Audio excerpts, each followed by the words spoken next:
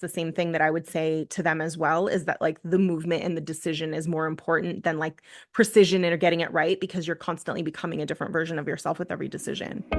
Welcome to the Inspired to Thrive podcast. I'm your host, Phoebe Lay, and in each episode, I will be sharing with you insights from either an inspiring person or myself to help you thrive and shine online and in person.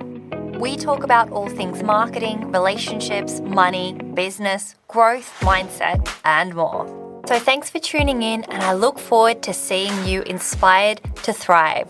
Hello, everybody, and welcome to the Inspired to Thrive and Shine podcast. I am super excited to have Mariela De La Mora on the show today.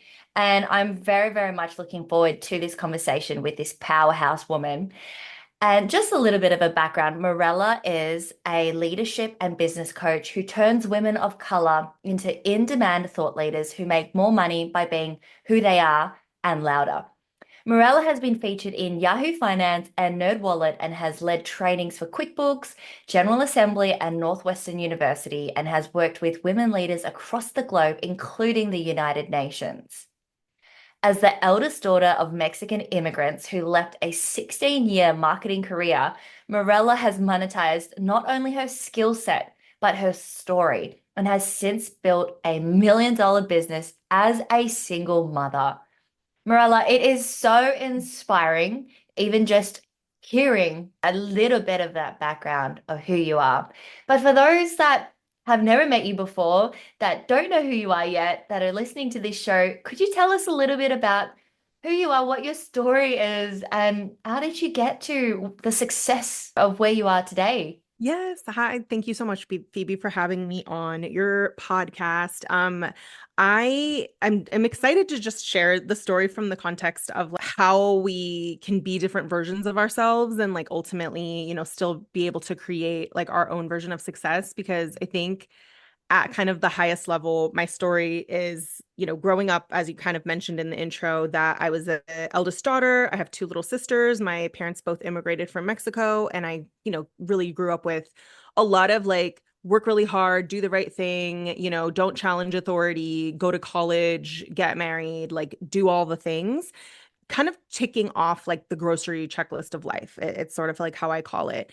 And a lot of that came from like wanting to make my parents' sacrifices worth it for them growing up Mm, poor, and everything that like my grandfathers had to do basically to get the families to the United States to kind of get out of their like financial situation, which is, having lots of children, not a lot of money, and, growing up in ranches in Mexico. So I think because I was the oldest, I very much grew up with like very aware of my family's immigration story. So I yeah. did that. Like that it is. It's like it's kind of the thing of like, oh well, I'm just gonna do all the things that they've expected of me to do.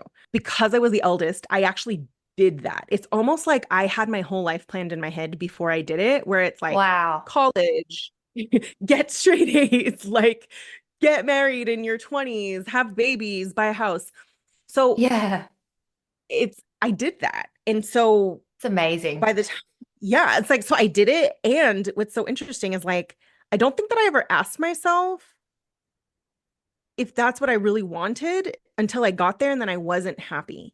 Wow. And the way that that looked for me was I turned 30. And I think a lot of people, when they turn 30, really question, like, is this the way that I thought my life would be at 30? Because I think once upon a time you think 30 is so old. And then you get to be 30 and you're like, wait. And so I was like, well, I married my high school sweetheart. I literally married like the first boyfriend I ever had. And we had bought the house, and I had just gotten a promotion that brought me over the six-figure mark, like in my marketing career. And so I was like, but how come I can't imagine having babies with this man? Like everything in me was like, don't have his children. This is not a healthy relationship. Like, you don't want that mother-in-law, like overseeing, like, it's just, I was like, man, I don't know if I want to further tie myself in. So I didn't know what else to do. And so I think at the time, like my story was really just like, I started to like take more care of myself at the time. I started like working out and all the things. And I guess long story short is like, I found myself, and I was able to leave that marriage and that relationship, really like take some risks, quit my job, solo traveled, and I guess reinvent myself. And so I think through that process is how I rebuilt self trust, how I started to hear myself, how I figured out who I really was, separate from what everybody expected of me. I solo traveled, I met my daughter's father and moved to London. And I mean, there's so many elements of this, I'm sure that we will find, that we'll probably dig Yeah, into. But absolutely. ultimately, it brought me to keep making brave choices over and over and never being afraid to start over, including leaving my career and starting my coaching business and raising my daughter on my own, which was not the plan. But because I had done so many like starting over moves, it was just like, okay, this wasn't the plan, but we're going to roll with it. And I guess, like, long story short, that's how I ended up getting here, is every time kind of being like, is this the life that I want? Is this the life Yes. that's really meant for me? Checking And it in. brought me to, Mhm. Exactly. So it brought me to coaching and, where the business that I've run for almost the last 5 years. And I wouldn't have any other way for sure. It's been challenging, but still never afraid to start over or pivot if I have to, because I am listening to myself more clearly than ever.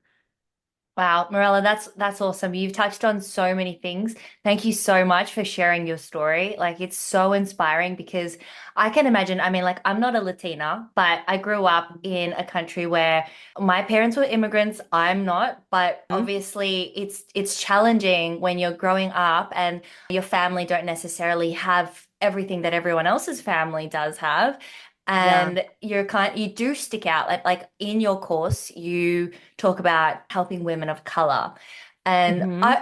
funnily enough, I actually grew up in a school where everyone was of color, but then it wasn't until high school where it was like, oh, okay, this can either be my strength and the thing Yeah. that's really exotic, or you can actually have very challenging experiences. And I did have some of that in high school too. I'd love to know, Hmm. like you talk about, you have now started to understand that when you don't like a situation, we can shift. As men Yeah. and women that are in their empowered state, we can actually make choices and decide yes or no and change our Hmm. mind. I'd love to Yeah. hear, like, you have a young daughter. What would you Hmm. say to her growing up if she was to tell you that she was going to change her mind about something or that something, she decided to go a different path? Like, what are the things that you say to your clients or your daughter? Yeah, I think that when it comes to my daughter, I want her to know that she doesn't have to please anyone, including me, that my wish for her is for her to listen to herself and figure out who she wants to be and what she wants to do in this world, and that that's not supposed to always be the same thing. And I also would say that there aren't any mistakes, because I Yeah. think sometimes we hold ourselves back from change because we think, is this the right decision or the wrong decision? And not that we shouldn't check in with ourselves about those things, but I do think that that holds a lot of us back from doing anything different at all. And so I think what I would want her to know is like, there really aren't mistakes as long as you like your reason at the time, and that there isn't much that she can't come back from, and that everything is just going to be a learning experience, and that I will always be there for her no matter what, even if it differs from like what I would do. So, and I think the same thing with my clients, because they kind of get caught up in like the right or the wrong thing. And what I tell them is like the fastest way to wherever you're going to go is through movement and like Mm, action. And that the version of you who has taken step two will see step three more clearly. But sometimes from step one, you won't see step three. So like you have to start moving forward. And so I guess that's the same thing that I would say to them as well, is that like the movement and the decision is more important than like precision or getting it right, because you're constantly becoming a different version of yourself with every decision. oh, I love that. I totally agree. Yeah. Now, in your story, obviously you went through so much change and you've like moved countries and had to start over. What were some of the biggest challenges that you experienced in terms of like your mindset or your self-worth and self-esteem, and how did you overcome that? I think that for me, initially, like travel and moving, I didn't have a logical reason at first, but I think what was happening was my intuition was telling me like the only way that you can see yourself differently is in a different environment, because if you're around your same friends or your house and your hometown or whatever, it's really hard to think differently. So I think at the time, my mindset about it was like, I don't know why I'm doing this, but I feel like I just need to go be somewhere else. And another, I think, mindset shift at the time was like, you won't know who you are if you don't spend time by yourself. Everything about my life up until the point that I quit my job I quit like my six-figure job, and I started to solo travel, was that I was always with someone. So it's like, first I was my parents' daughter and I was taking care of my little sisters and, doing all the right things. And then I was in this 13-year relationship from 18 to 31 where he was very controlling. And so I was like, you just need to go. Like, you just need to go be by yourself. You were afraid to even go to lunch by yourself, like, let alone, Wow. I saw it in a way, it was like, where can I go rip the band-aid off? Someone asked me this question once when I was like, this seems crazy to just go and move and travel. And I think I was like, okay, would future me look back at this with regret if it didn't turn out the way that I thought? And my answer was like, no. But if I didn't do it, I would look back with regret. So I think that's kind of how I ended up making decisions that didn't like make sense at the time, was more so from like that perspective. And then things came from it. But that's kind of what got me out of like not moving and not making a decision and just kind of following that intuitive nudge, even though it didn't make logical sense at the time. That is such a good question to ask yourself. What would future me think or say if it looked back and I didn't do that? And Yeah. I actually look back at some of the things that I experienced where some people might say, oh, that was a mistake. I feel so terrible Yeah. for you or feel so sorry for you. And I'm always amazed at the fact that people can look at a situation and think it's and just label it as negative. Like I actually look back Yeah. at every single one of my relationships and my experiences in Yeah. life, and at no point have I, unless I'm like going through the emotions and working through my Yeah. stuff, but like once I Yeah. have, I never look back and go, that was a bad experience because it helps you grow into this Yeah. stronger, empowered woman that is, I mean, I see Mhm. you as someone that is like fully in her power. And I think that if you hadn't have done that and said, will I Yeah. regret it? You probably would regret it if you stayed, right? In certain situations Yeah. that you didn't like. Yeah. And I Did was you? going to say, I didn't always Yeah, have the freedom that I had back then. I don't have it now, but I did back then. So it's like, you won't always be in the same circumstance that you're at right now, especially if you have an opportunity. totally agree. Totally agree. Did you ever have that like I think it's called the sunk ship, like when you think I'm so invested, I've already been like I did that in my recent relationship where I was like, I'm 7 months in, I'm like Yeah. too invested. I'm seeing all these red flags. It's going off like crazy. My intuition, everything's telling me to leave and that this person is unsafe. How did you manage to go, you know what, 13 years, stuff it, I'm done? That is such a good question. I forgot about that term, like the sunk ship fallacy or sunk ship Fallacy. cost. Yeah. Sunk ship fallacy. Yeah, yeah, yeah. And I think I've heard it in regards to like why people will keep gambling even if they've like lost their money. You know what I mean? And how we'll like do it all the time. Yeah. No, that's such a good point. And I think sometimes I have to remember like how hard that actually was, because I said it very, I almost, when I told my story, I was almost like, okay, and then one day. But it didn't actually, it was anything but easy. So I think what happened was that, especially with the 13-year relationship and even with my career, because at the time I had been in my career for 9 years when I quit. So it was years that I had put into this whole life, was I was terrified of it working out. Like the idea of it actually working out forever, I was like, I can't see myself being with this partner and having his children and buying another house and like growing old together. Like that seems scary. The same as I get me it. climbing the ladder and having my boss's job in the health insurance industry, because I was in the health insurance industry and I was like, I don't want to market health insurance for the rest of my life. So I think when you start to imagine, like, if you knew what the rest of your life was going to look like and it was this current situation working out, and that's terrifying, that's where the Oh sunken my ship, I'm like, I'd gosh. rather let the sink ship or sink ship, the ship The sink. ship sinks.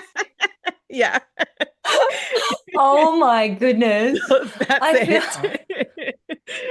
I feel like I totally, totally resonate. Like, Yeah. I mean, I'm very like I very much understand what you mean because I remember thinking to myself, I'm working so hard to try and make this person like fit the mold. Like, what am I doing? He just Yeah. doesn't fit the mark at all. No, it's And like it's I not going to be any different. it's not going to be any different. Mhm.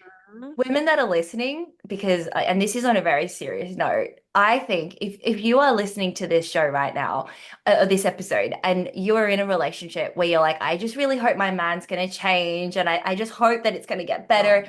And you're like investing your heart and your soul, because that's what women do. We invest our heart and our soul into our Mhm. partners and into our relationships and into our families.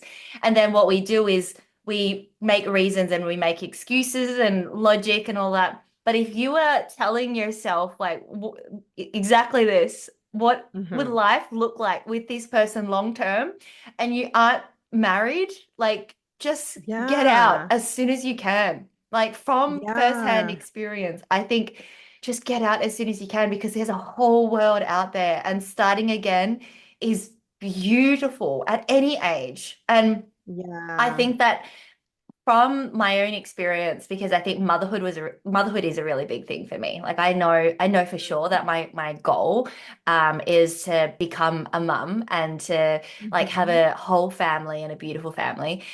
But I Yeah. think if you end up being a mother and you think, yeah, I've got the house, I've got the husband, I've got the child, and you're not Mhm. happy, that is a Oh yeah, very, very lonely, very, very miserable place where you're absolutely. putting on this act in front of your family and your friends, and you're trying to pretend to be, Yeah. something that is not really happening behind closed doors. Yeah, absolutely. Yeah, and then you're just adding more things into the mix to like tie yourself into it. I think it just becomes a lot harder to leave once you get married or you have a house and then you have children because then you start to think about all the logistics involved in leaving.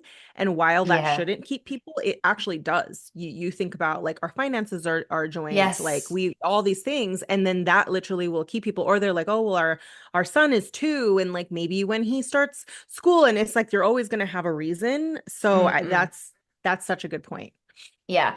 So, Marilla, I think it's really brave that you've left and started over. And what's really amazing about your story is you're a single mum. You've made Hmm. 7 figures. Like, let that land, listeners. It is possible. Yeah. So Yeah. no matter if you have children or you don't, you can leave, you can start again, and you can succeed. So, Marilla, I'd love to hear, first Yeah. of all, when you moved away from London and you moved to the US. What was that Yes. like? I mean, you're starting over, you've got a child, you've got to like Yeah. reinvent everything and get familiar with everything and focus and then find your Yeah. niche, find your craft. Like Yeah. what were some of the things that you did where you go, okay, like other people should or can do this because this is what I went through and this is how I did it. Yeah, so that I'll add a little bit of context so that people kind of know like when I moved from London back to the United States, the reason that I was in London was because part of my journey was quitting my job to solo travel and I had always felt drawn to be in London and I met my ex-husband my first day in London and this was like at a time that I didn't want to meet anybody. The last thing I wanted was to have a long distance relationship. So when we got married, because you kind of have to get married or something because it's you can't just move to each other's countries.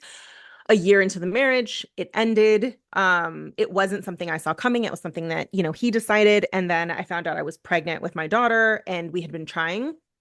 And so the context of me leaving was my marriage is ending and now I'm pregnant and I can't stay because if I stay, my child will be born in the UK and then I'll have to get permission to leave. And yet I don't have any support here. So at the time, I think I just was like, I don't even have time to be sad about me. Like now I'm kind of thinking like, how can I surround myself like with support? Um, so when I moved, I was pregnant. And at this point, it was kind of like all of the things that I had attached my identity to, like I was a marketing director. We lived in a really nice building in West London. I was married. People had watched us fall in love. And, this whole like eat, pray, love story. Mm, Um, it's like it all kind of got stripped away because it's like I had to move. I thought I had to leave my job. Thankfully, I got to keep it. So at that time, it was kind of like an ego death because it was like a Mm, lot of the labels that I had for myself were like going away, and now I was going to be a mom. So it really was like I'd say the biggest ego death because I spent all my money moving there and then moving back and then in the divorce that it was like the first time I didn't have money. Like I moved back in with my parents because I had a job but like I couldn't afford to live on my own and there's no paid maternity leave in America, especially if you were didn't have a job or was self-employed. So I just remember at the time being like if I have to accept help, thankfully I have it. Thankfully I have a place to live where I can start over and raise my daughter. And I'll tell stories about this one day. wow. So, but at the time, I just felt like I'm so ashamed. Like I had to accept help because I was so independent. Like I moved out at 19 and I paid for all my own bills. And I literally had to get on food stamps. Like because I made so little money, I couldn't work because I had a baby and I didn't have any other way of having a job because I was pregnant. So it was like, I just was like, well, if whatever I have to do, I'm just going to do it. I'm going to rebuild my savings. And I think after I went through that experience of like giving birth, in a way, like humbling myself to just be like, wow, I actually need to get on government assistance to get free healthcare because America doesn't have free healthcare. It was literally like, wow, you could do everything quote unquote right and still end up as someone who needs government assistance, needs help from your family in order to do this. So I think after that, I just very much like led from a place of like, I think I can hold space for people in a way that is with even less judgment because I've been in Yeah. situations that I once thought would be my worst nightmare and Rock it bottom. would never happen to me. Yeah. And then it did. And then it did happen to me. And so it's almost like I don't get rocked that easily by anything, even if it's Yes. helping a friend, if they think it's the end of the world or if it's a client, it's just like, it's okay. Like no one is judging you but you. You got to do what you got to do. And I think that's what ultimately made me feel like, okay, I'm in the workforce now, but one day I want to do something with this. Like one day I want to help other people to love and trust themselves more, to turn like difficult stories into the reason that people want to work with them, or into their thought leadership, because I felt like this was too meaningful and too difficult for it to just be a personal thing that I went through. I wanted it to serve other people too, Oh you my know? goodness. I'm like I can literally feel and that Yeah. is such a like it's such a humbling experience. And I agree. I think when you've hit rock bottom and Yep. you really like it's really a desolate situation and you're like wow, this I Yeah. never ever thought I would ever be Mhm. here. You turn Yeah. around when you climb back out of that, you will turn around and you'll thank yourself for that situation and the person that put you in that Yeah. situation. Because I know, Morella, you Oh, didn't put yeah. yourself in that situation. Like from No. conversations that we've had, you did not deserve that. This can happen to anyone. And I've been repeatedly saying Yeah. this on Instagram. No matter how intelligent a person is, you Oh, can yeah. find yourself in these situations just purely because you are a decent person. And I hope Yeah. that It's that not a sinks into a lot of people. personality trait. Mm-mm. Yeah. It's not a Yeah. personality trait, and it's definitely not like a lack of intelligence or lack of intuition or that your radar was No. off. It's just that there Yeah. are just people out there that are like that are just so they're just malice. And that's the only Yeah. word I can choose at this stage. But I think what we can do with those situations when we hit rock bottom is we can climb back out of that and Yeah. we can learn from that and be connect with people with so much more space, soul, and heart. Yeah. Exactly what you've just said. And Yeah.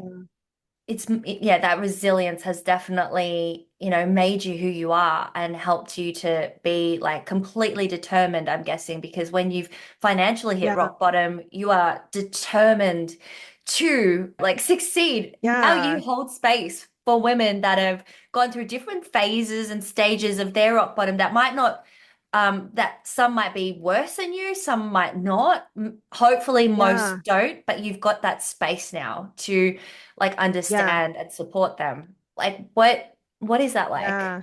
Yeah. I think that just through kind of going through my journey, I I think I just became less afraid Hmm. because I think a lot of my motivation before was avoid my worst case scenario. Like I think that's a lot of times we'll be guided by like, well, I'm doing this because like this may not work out.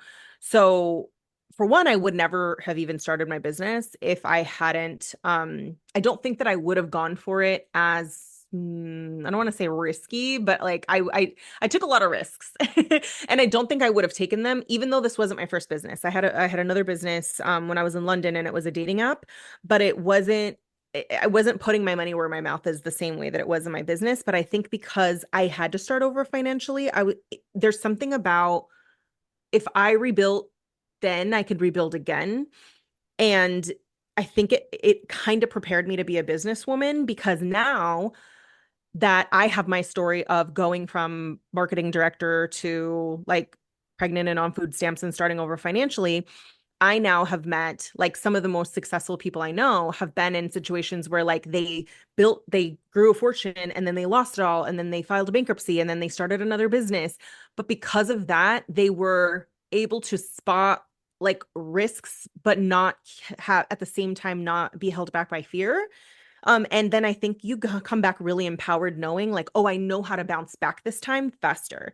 So I think that's what I brought into entrepreneurship. You know, I didn't immediately become an entrepreneur afterwards. So it's like it took a few years of me being like, okay, let me raise my baby, and going back into trying to get a different job because I still had my job based in London. And I think because I was just like, okay, I can get paid this salary, which seems very safe, or I can maybe it could be even better. And so I don't think that I would have thought maybe it could be even better than a tech job, a marketing tech job. So I think that when I decided I'm going to walk away from the workforce forever and I'm going to, start a business, I went into it with like, I can help people with identity shifts, not just building a business because I had to do that too. So Hmm. I think it allowed me to help women who had their whole identities tied up in being someone else before, but they really desired to either grow their business or start a business. And I also was able to help them with like, you had all your self-worth and all of your identity and all of your ego tied into this thing. And that's equally important for you to find who you really are. Otherwise, you're never going to do it. And I don't think I would have been able to like see that if I hadn't been someone who like had to, find myself again and something where I had my whole identity wrapped up in a career. So I think that it just allowed me to, like I said, be a coach who helps people with the way that they see themselves and their identity shifts, not just the actions that they're taking, because there could be a lot of grief in going after what you want, even when it works out because of, like what you have to leave behind. That's so, so true. I like Yeah. totally. How do you like help people get past those identity shifts? I mean, if someone has never seen it, even in their families, they've just never even Yeah. imagined they could do that. How do you help them like, manifest that and create that as their new reality? That's a really good question. I was like, especially if you haven't seen it done before, almost everyone that I've worked with is like the first in many ways. They sometimes are not the first entrepreneur. They've had parents who own a restaurant. A lot of my clients' parents like owned restaurants or something having to do with food, but they saw their parents struggle with it. So their identity around entrepreneurship is either it's not possible because they only saw, that their parents worked hard and just had jobs, or they saw entrepreneurship is not profitable and it's hard and it's going to cost you money and you're always going to struggle. So I think that the way that I help them or really like initially is like helping them understand all of the stories that shaped them because when you can observe things as stories, you're less likely to like internalize them as this is just the way it is or this is just the way that I am. Because if you could start to separate this is just the way it is or this is just the way I am, you'll start to be able to like observe like are you actually a perfectionist or were you just kind of punished when you weren't precise? Or are you really bad with money or, all these things. So I think it's that. And then I think I also advise people because I realized this is what helped me is like, how can you surround yourself with people who are also asking themselves the same questions that you're asking or that are also dreaming similarly to you? Because it's really hard to change your mind or to see what's possible when everyone around you doesn't like isn't also doing those things. So I think like finding spaces, finding community, whether it's a podcast, whether it's a Facebook group, whether it is just friends that are also doing that, you start to think, I'm not crazy. Like other people are also believing this, dreaming this, trying to do this. And that's another thing I would say. Whether you are, let's say, someone who's been through a divorce and you don't know anyone who's been through a divorce, it's like, how could you go and find other people who are doing this? If you want to start a business, where are there people who are also like exchanging business ideas? So I think finding other people like you helps you to change your brain as far as like what you think is possible. So sometimes working with a coach helps them do that, but if they're not in one of my groups and they're just with me one-on-one, I'm just like, go and share your story. Like, where can you go and meet people like you? Because that's an important part of creating something you've never done before, you know? I totally, Yeah. totally agree. Like your community and who you surround Yeah. yourself with is everything. That Yeah. quote about like you are the average of the 5 or 7 people you surround yourself with. Um, I actually think that it's true to a degree, but mhm. it's not really like don't let that be limiting as well. Like if the people around you haven't made 7 figures, it doesn't mean you can't. Yeah. Like you were telling No, me yeah. during like remember that conversation that we had before this interview? I think it was like a Hmm. week or 2 weeks ago. And you were telling me Hmm. about how you like absorbed yourself in like Marie Forleo and Jenna Kutcher Yeah. and Amy Yep. Porterfield and all this amazing content, which is obviously they're obviously Yep. not surrounding you in terms of like they're physically having coffee with you and you're having dinner with them and you're seeing Yep. them, but you are surrounded by that type of mindset. You know, you're listening to their Yep. podcasts and their videos, and that in itself is a form of surrounding yourself with people that Yes. are where you want to be. Absolutely. Yeah, podcasts and books. That was a big thing at the beginning. Podcasts and books changed my life. So it was just like certain people that I found. And remember Jenna Kutcher had a Facebook group for her podcast and I joined it. And like even just seeing people say, "Hey, I'm looking for like a virtual assistant," or "Hey, does anyone have any good idea, any recommendations for bookkeepers?" And I had no business at the time, that it's just like, oh, this is just so normal. Like people are just like having these conversations that, yeah, I think it can start off as a book, it can be a podcast, or you can just go and find communities like that too. So that in itself, like totally, that was a good example because I forgot at the beginning, it was like literally books. That was it. That was the beginning. That is amazing. I love that. Now, Morella, you obviously work with people that have been through certain events in their lives where there's an associated emotion. And I Mhm. remember us talking about, well, it might have even been a video that you shared recently about like neutralizing this by listing out the pros and the cons. Do you think that Mhm. logic is enough? Like, obviously, there are things like the DeMartini method where you can just neutralize a charge and an event, but is logic enough, or do you take your clients through something that is beyond just head and mind stuff? Yeah. Yeah. So I think short answer is like logic isn't, especially it isn't enough, especially for those of us who have like very real circumstances that where trauma like lives in the body. And I'd say most of us have some form of trauma, but I'd say that like women of color, folks who come from like immigrant backgrounds, anyone who hasn't felt either fully safe to be themselves, Mm. will have trauma. And so logic can't be accessed without safety. And so when we don't feel safe, the logic escapes us. And so I think a big part of what I do is help my clients find safety through validation. And the way that I do that is not just validation, you're great. Validation more so in normalizing the emotion and helping them attribute it to the cause. So, Wow. like, let's say the logic is in order for you to grow your business, you need to post more often because people can't find you and you need to do the thing that scares you. Do it scared, right? Like, okay, that sounds logical. Like, do it scared, you're going to be scared, you just have to do it scared. But your body will like not let you show up. Like you'll be in freeze, you'll overthink Yeah. it, Hmm. it's like it doesn't matter if I tell you that you're not going to do it. That's the Yep. disconnect between knowing what you want to do and actually being able to do it. So a lot of my coaching and education is kind of like around what is all of the like why does this make sense is probably the first question. Like why does it make sense that that's hard for you? Why does it make sense that you're overthinking? Why does it make sense that you feel like you're in danger? And it's like, well, where have you felt this way before? It's like, well, yeah, I remember like I was always criticized and I was told like I was talking too much and I was all this. So once someone's able to answer the question of when their body is like stopping them from doing a thing and the logic it doesn't isn't like kicking, like they can't access it. It's always like, what am I feeling and why does this make sense? And where have I felt this before? And in that, the person's able to be so much more compassionate because it's like the thing you're reacting to isn't posting on social media. It's all of the times that you were someone jumped down your throat because you like weren't perfect, right? So that is what helps build safety because you recognize I'm not like maybe 5% of me is responding to now and 95% of me is responding to before.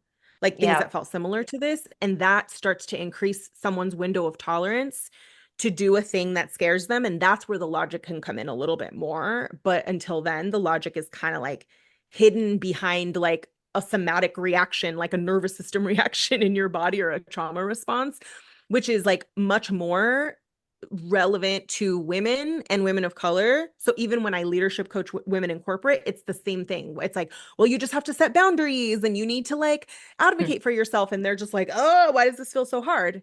And I help them answer the question, why does this feel so hard? Wow. I mean, we Yeah. have so much to talk about here because it's one thing to like identify it, but then it's also another thing to like release it and release it from our bodies. That's, Yeah. I feel like that's such Yeah. a journey because like for me, for example, awareness is not an issue. Like I've been like Hmm. reflecting and, doing like coaching and, the personal growth and development work for like 7 years. Yeah. Reflection is Yeah. definitely not the issue, but it's like letting it move through and just like Uh, growing more and more strong and aware and also just releasing yeah. trauma. I think that there's just Yeah. yeah. Yeah. And it's a difference between knowing, like how you said, you can be so self-aware and still carry the emotion because we haven't actually acknowledged it. Like it's there, but it's hard. Like I have had to I tell my clients this, but I also had to learn it around like, are you actually feeling the emotion or are you intellectualizing it? Yeah. Because when you're like, I understand it logically, but then what you end up kind of having to do, this is still what I do as an entrepreneur. It's literally my job, is like, I'm kind of grieving in it in reverse. So it's like, I'm a lot of times when it comes up, it's like, oh no, this is the part of me that's afraid of being abandoned because I was abandoned in marriage. And it's like, it's so deep. Like, we don't always know that that's actually what's happening, but like sitting with the scared part is hard Mm. because sometimes we're annoyed that the scared part is coming up. We're annoyed that these parts are trying to protect us and we're like, gosh, like why are you here? I just need to like get these things done. Like, but that part is still going to hang out until we're like, all right, you're still here 10 years later. And like letting it be okay. That's the hardest part is that a lot of like doing scary things and reinventing yourself is really almost like grieving in advance, like in reverse for like the parts of you that you couldn't hold space for at the time. Oh, I totally resonate and I totally, totally agree with it. Like sometimes when you're doing the work Yeah. and you look back, you're like, oh my goodness, I went through that and I didn't even know. And like, Yeah. and grieving, even like your childhood, like I didn't get to have a childhood that everybody else did, or, Yeah. I thought I had everything, but it turns out my parents were doing the best that they could, those types of Yep. things. And there is Yeah. Or grief. being angry.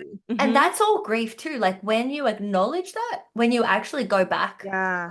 and acknowledge that things weren't so great and going through the Yeah. grief, the anger, the pain, the Yeah. crying, all of that, that's really Yeah. important. That's definitely a way to Yeah. neutralize and heal trauma. Yeah. One of the things then I can share like an example of like what this has looked like for me and how it's like it isn't just a one and done thing is that whenever I am activated financially in business, whether it is, a sales dip or I planned a bunch of investments and then like, anything having to do with money, it activates my abandonment wound around marriage because I'm like, I wasn't supposed to be doing this on my own. I was supposed to have a husband that was supposed to be here. Other people have it easier than me because they have someone who's like to help them raise their child. And so I have to deal with that. It's like whenever it comes up, I'm like, here it is again.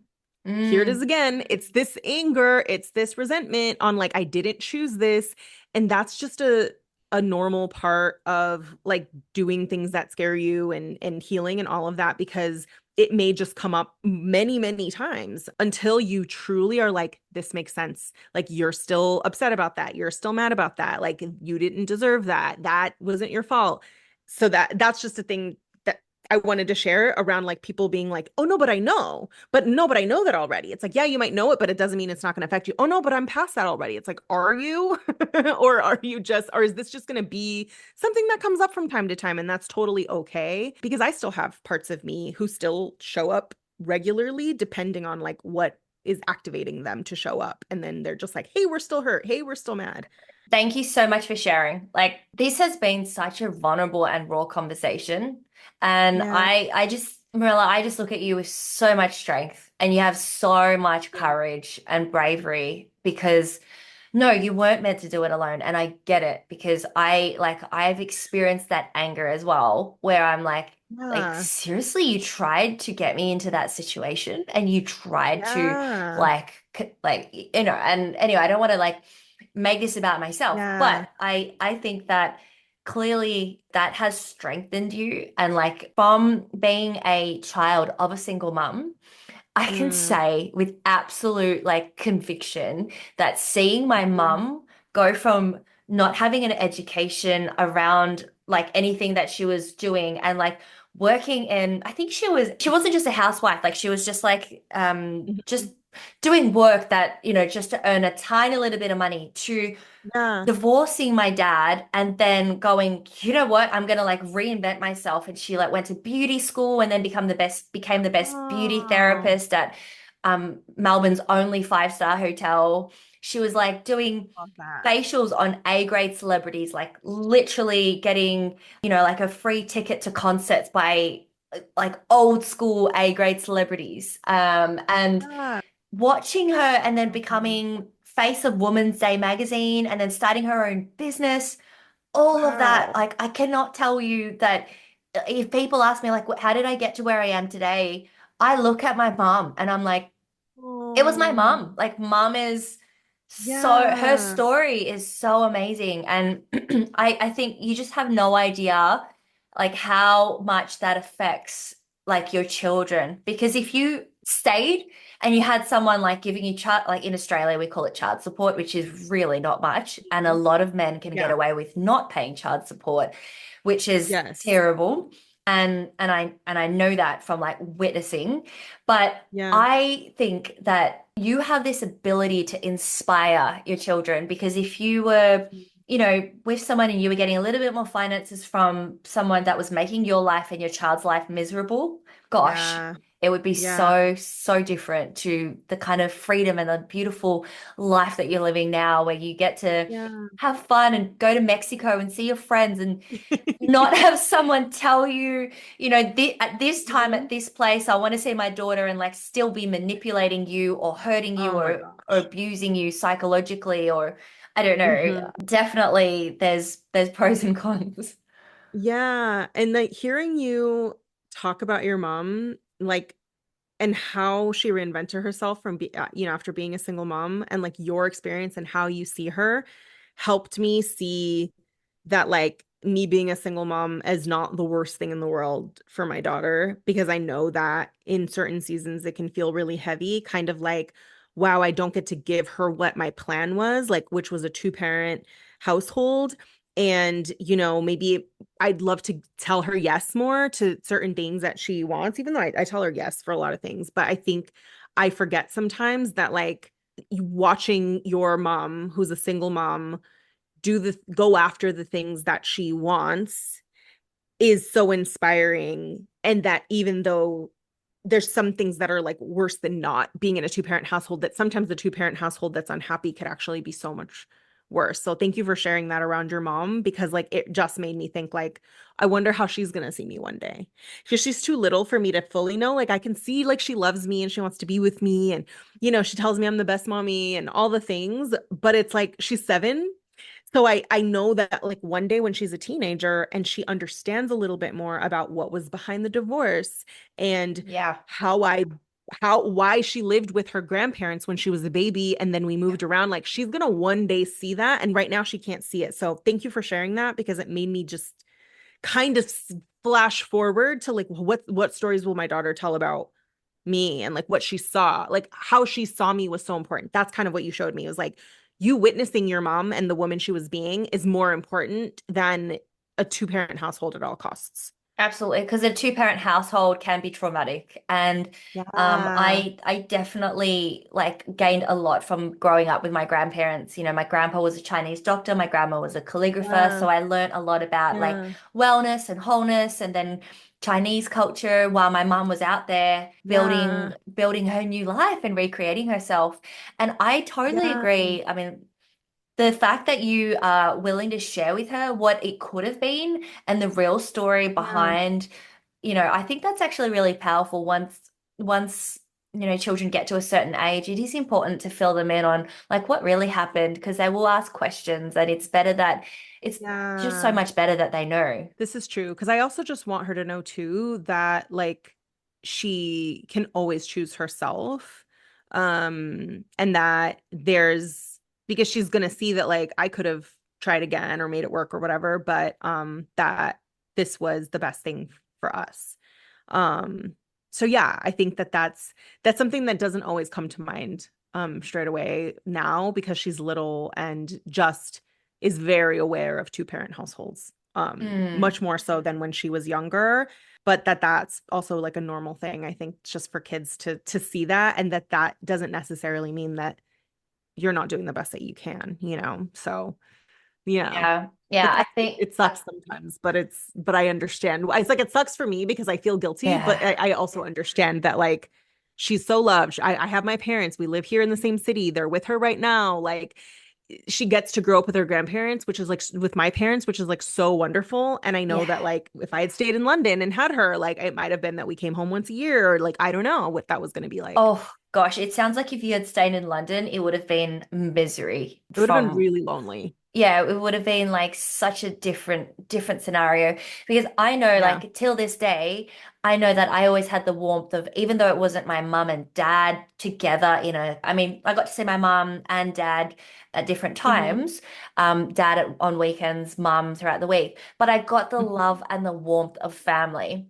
and that's all that Hmm. matters. So Yeah. till this day, my mom always reminds me, like, just remember, like, you had your grandparents and me and lots of relatives, Yeah. lots of cousins and stuff, and you might not have had the childhood that everyone else did, but I just remember in my teenage years coming to terms with actually my family is not that bad. Like, it's actually really beautiful, Yeah. even though it's annoying to have to pack my bags every Friday and have to like move and that was Ah. an ordeal.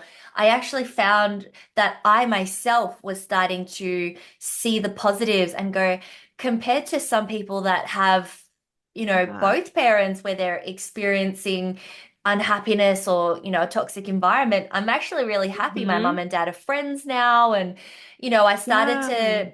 I just started to see more positives and I became a Yeah. person that was I think children of like your child is probably going to be more resilient than others. Like I know for sure Mhm. that it made my childhood has made me more resilient and much more positive. Like I Yeah. often hear people say, "You're such a positive person."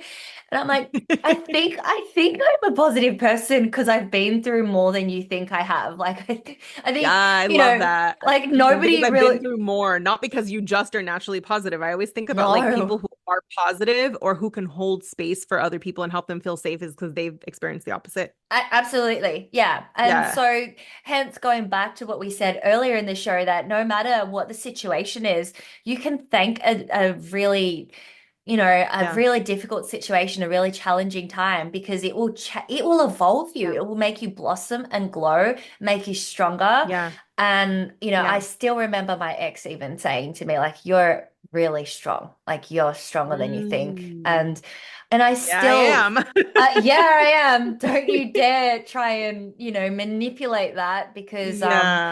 that it's in us. Like it is in me and I know it's in you. Where there's this like Yeah. fight, like there's this, I guess, Yes. ability to be soft and feminine and loving and forgiving, but there is also this fight for our own justice and right and our own Yes. ability to have freedom. And I Yep. think for me, when I won that fight was the day I won that fight was the day I left. It's not Mm. about Oh, like That's Yeah, so it's good. not about bringing someone down. Like after that, Mhm. I obviously had to heal anger and all that kind of stuff. But the day I won was the day I left. It's that Oof. there is And no more fight now. It after that, yeah, it's like I've already won because I'm not being manipulated by you. And yeah, everything yeah, else now is my own healing. And I'll just yeah, thank that person and go, bye-bye. But like, and yeah, good luck to whoever else you try to manipulate yeah, because yeah, that's not my problem. And yeah. The yeah, letting I'm now in my go yeah, the letting is the go, being in power. your own lane, it's Hmm. so freeing. Yep. And that's like the flip side of being very like ambitious and not giving up is that sometimes we don't give up on things that actually aren't meant for us and aren't good for us. So I think that that is where the wisdom comes in, of really like am I gripping onto something that I'm not meant to hold on to. So I feel like that's such a good call out, especially for those of us who are like very like problem solvers and we don't give up. It's like sometimes it's not giving up, it's letting go, which is Yes, like what you kind of alluded to. definitely. Yeah. Yeah. Oh wow, huge conversation, Marilla, and I feel like we could just keep going and I'm so glad that we connected. I'm so glad that we Me spoke before too. this Yeah. interview. I'd love to ask you some rapid fire questions before we wrap this up. Sure. And these are just 5 questions that the listeners can get to know you a little bit more. Okay.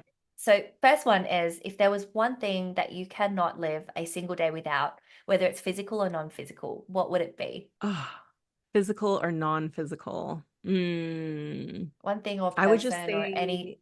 say, yeah, like now, honestly, like I just feel like it's like my daughter's voice.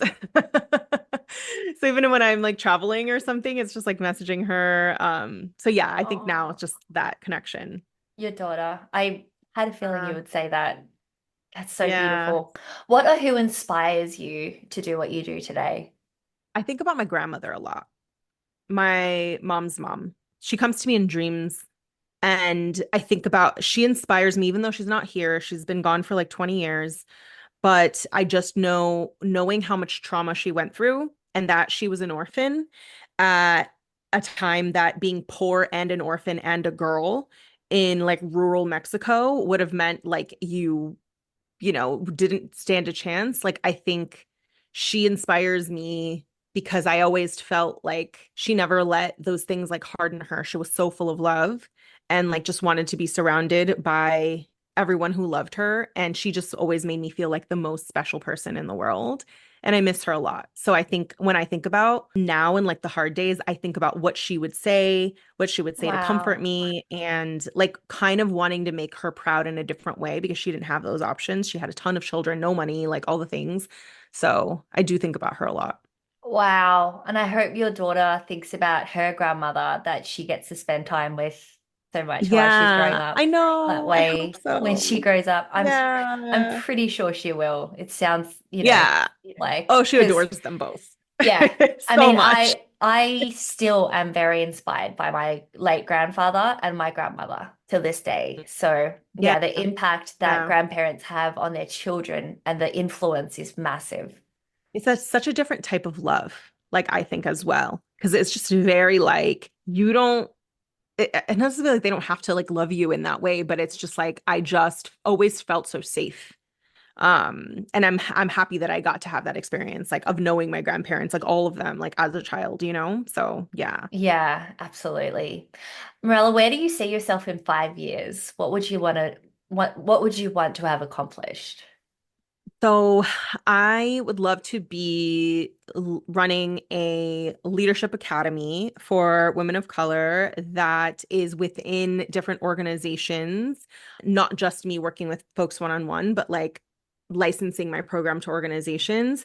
I would love for my daughter and I to be living in a home that I own because that's the next like goal for me in a very expensive city, and that house has a hammock and fruit trees and we live a really peaceful life. And I hope that in those 5 years that I find love again, like my life partner, and that he feels like home and my life feels peaceful. Like that's what I really hope to find in 5 years or less. Hopefully I don't have to wait that long. Yeah, that's so beautiful. I'd love to see that happen for you as well. And Yeah. again, it's possible. You know, you've made seven figures, so you can Yeah. manifest that dream man. Yeah. Even Yeah. saying it out loud, like why does my next million feel like so much easier than like the man? Because it's actually like more scary because I'm like, how about I just get on dating apps again? Because that's scary. So like Yeah. just for anybody, I always say that folks who like try again at love are so brave because I Mm. can't currently bring myself to want to try again. Mm. But yet I'm going after things that scare a lot of people in business. So Wow. Yeah. I think for me, I am going after that part more than the business part.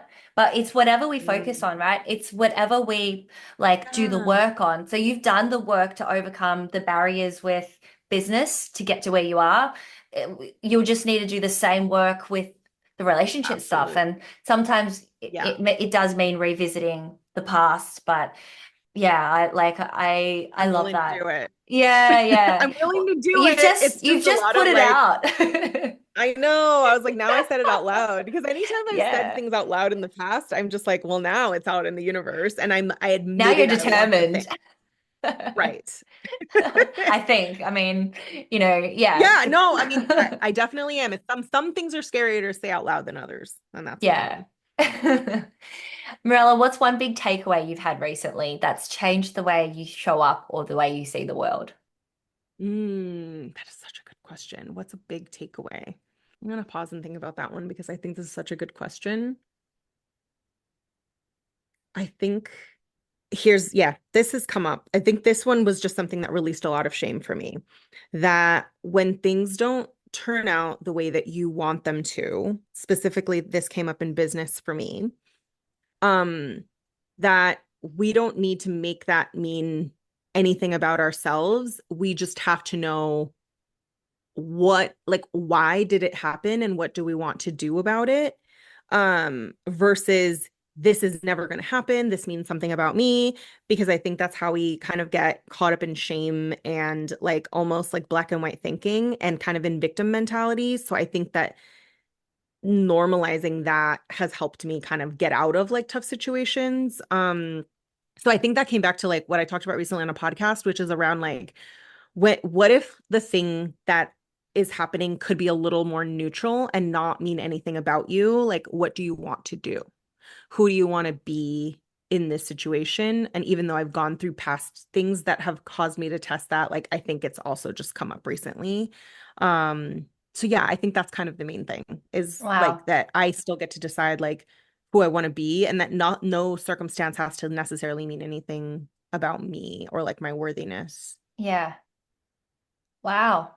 That's huge. Thank you so much for Yeah. sharing. And lastly, if you could leave the world with one message, what would it be? That the world would be better off by you accessing more of yourself and who you are versus what others expect of you. That the world actually needs that and will benefit more from that than anything else. Because I think I've Mm. seen the opposite of that play out a lot more. Oh my goodness. Totally agree. Yes. Yeah. Beautiful. Marella, thank you so much for your time today, for like pouring out this hour of just the most Nice. beautiful, I guess, insight into your life. And yeah, I'm so grateful that we've had this time to chat. And Thank I'm so grateful you. for what for what you've shared and also just for your strength and resilience in going through what you've been through and coming out Yeah. the other side to like give to your daughter, your family, and the world. Like that is so Yeah. inspiring. So thank Thank you, you. Phoebe. I'm glad that we crossed paths and just like for us, yeah, just for having me on and you sharing your story with me too, because you've reminded me in a lot of ways that like my story is important to share because you'll never know who sees themselves in it. Because we've shared things and have crossovers that I never would have thought, and we wouldn't have known if we weren't out here telling our stories, you know? That's exactly Yeah. right. So, Yeah. listeners, thank you so much again for tuning into the Inspired to Thrive and Shine podcast. Make sure that you either watch this episode on YouTube if you prefer video, or you listen. And of course, if you feel like it, it would be amazing if you could leave us a review on Apple Podcasts. And I look forward to more episodes to share with you guys so that you can thrive and shine in business and in life.